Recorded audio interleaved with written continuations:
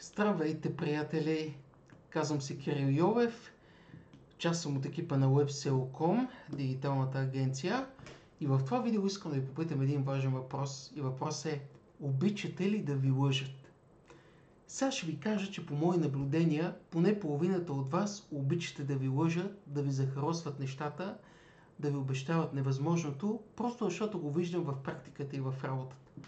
Нека да ви го илюстрирам с един пример. Отива пациент при лекар. Пациентът има проблем. Лекаря вижда, че няма да може да му реши проблема, обаче му трябват пари. И казва на пациента: гледай сега. И наистина проблемът ти е сериозен. Обаче тая хранителна добавка вземи, която аз съм я направил, за да помага на хора с твоя проблем. Тя струва 100 лева или 300 лева някаква цена. Пия тази хранителна добавка, това разтворче, и това ще ти помогне. Но ти трябва през това време да взимаш и хапчета, но плащай ми на мене всеки месец 300 лева за тази добавка, за да може тя да те подпомага. Човек е направил някакво водно елементарно разтворче, което реално няма съществено значение, и това са точно измамниците.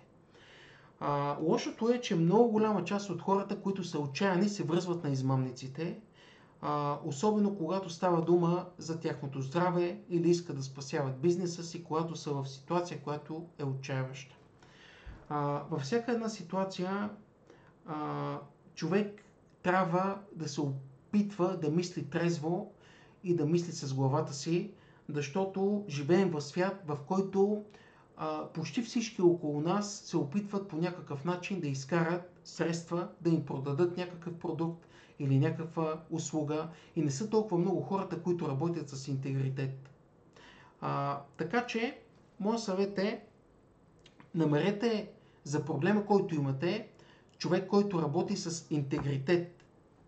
Ако той иска по-висока цена за неговата услуга, платете му я, но бъдете сигурни и спокойни, че този човек ще ви свърши реалната работа и че ще ви каже истината такава, каквато е.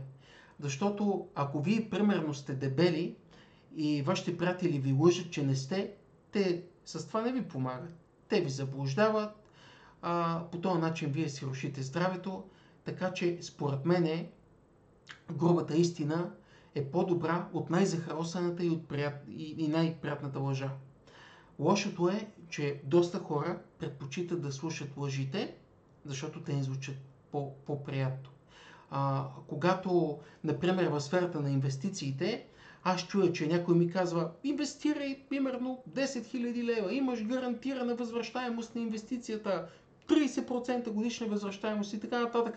В най-иновативната компания, най-иновативният продукт, най-иновативното не знам си какво. Аз просто започвам да се изприщвам, защото когато някой ми гарантира нещо, особено когато то е инвестиция, аз знам, че той ме лъже. Защото думата инвестиция и думата сигурност и гаранция, това са противоположни неща. Инвестиция и риск, това са еднозначни термини. Във всяка инвестиция има някакъв риск.